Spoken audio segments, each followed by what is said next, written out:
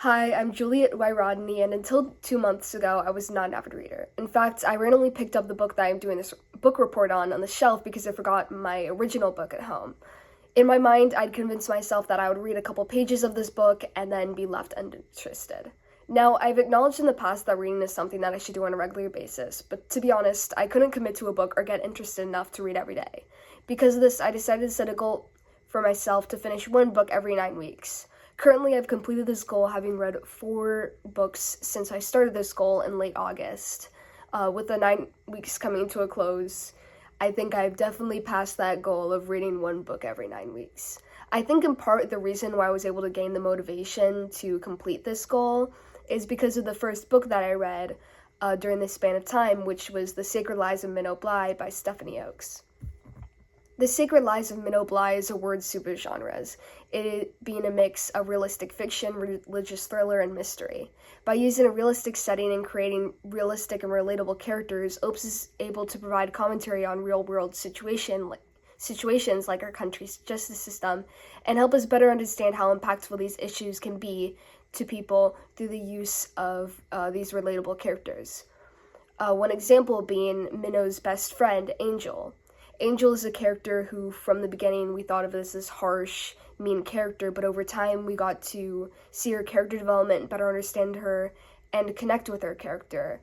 And because we have this connection with her character that we developed over time, we better understand the impact that the justice system has on people, with Angel's situation being taken by the justice system and distorted, and her being punished much worse than how she should have actually been punished.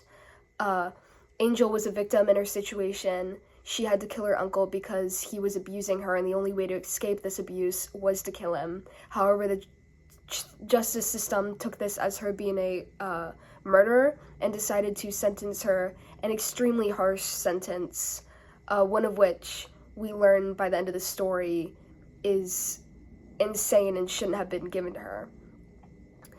And because the main character, Minnow, is new to basically the whole world because she grew up in a cult and had no experience with the outside world, the justice system being something that is corrupt and changed and doesn't actually sentence people with correct sentences, especially in the case of younger children, like the juvenile justice system, this is something that Minnow has to understand and overcome, with it heavily impacting her own internal conflicts.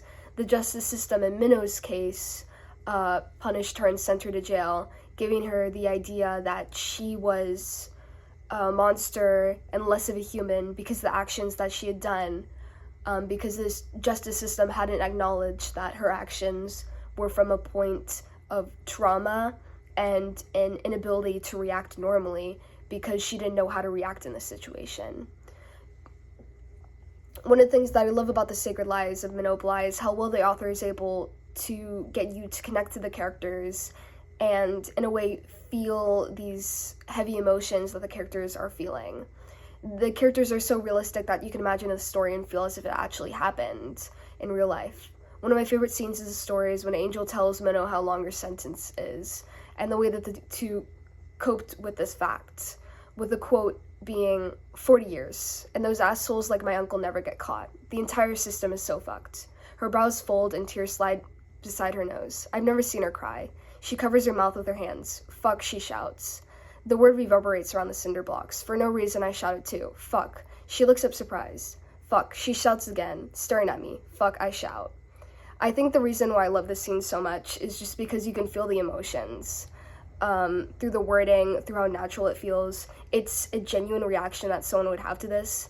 It's a mix of emotions, because it isn't like some huge sentence or something that's like really well thought. It's just a natural thing.